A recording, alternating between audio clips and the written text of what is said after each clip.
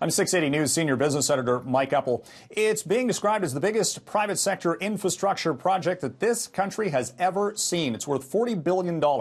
It's a liquefied natural gas plan for Kitimat, BC. The backer is Royal Dutch Shell, along with Petronas of Malaysia and PetroChina.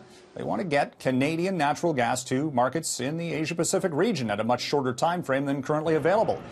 TransCanada Corporation is also going to build a $6 billion project to get, or pipeline rather, to get the natural gas from the BC-Alberta border to the Kitimat location. And this should all be built within the next few years going forward. The shovel's getting in the ground in near order. It's been in the works for 7 years in the planning stages. It might also alleviate some of the investment chill that this country has seen when it comes to the fact that the Trans Mountain pipeline was halted, bought out by the federal government, and some concern that energy projects were reaching a standstill.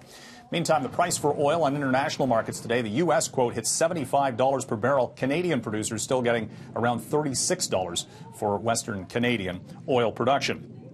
Records today on Wall Street. The Dow Jones Industrial Average hit an all-time high. Picked up another 100 points plus, second triple-digit gain in a row. Some of that still the follow-through effects of the trade deal announced between the U.S., Canada, and Mexico. Also, we saw Apple close to a record. Piper Jaffray raising its profit margin targets on the new iPhones. And Boeing got another big order from United Airlines, an expanded order for 787 Dreamliner planes worth upwards of $2.5 billion.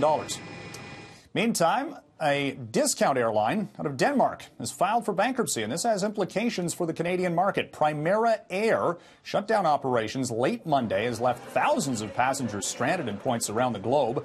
There had been talk about Primera expanding its service to Pearson International, but had been pulling back on that idea. It still had a couple of routes daily, but nevertheless, this is an issue for Primera and its customers who are still trying to figure out ways to get home from points overseas.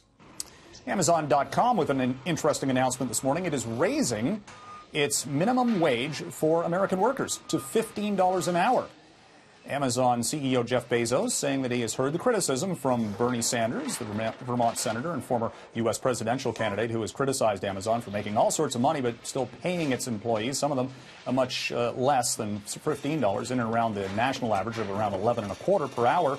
This could affect 250,000 employees at the minimum wage level for Amazon, and another 100,000 seasonal workers that they're hiring for the holidays. From the 680 Newsroom, I'm Mike Eppel for City News.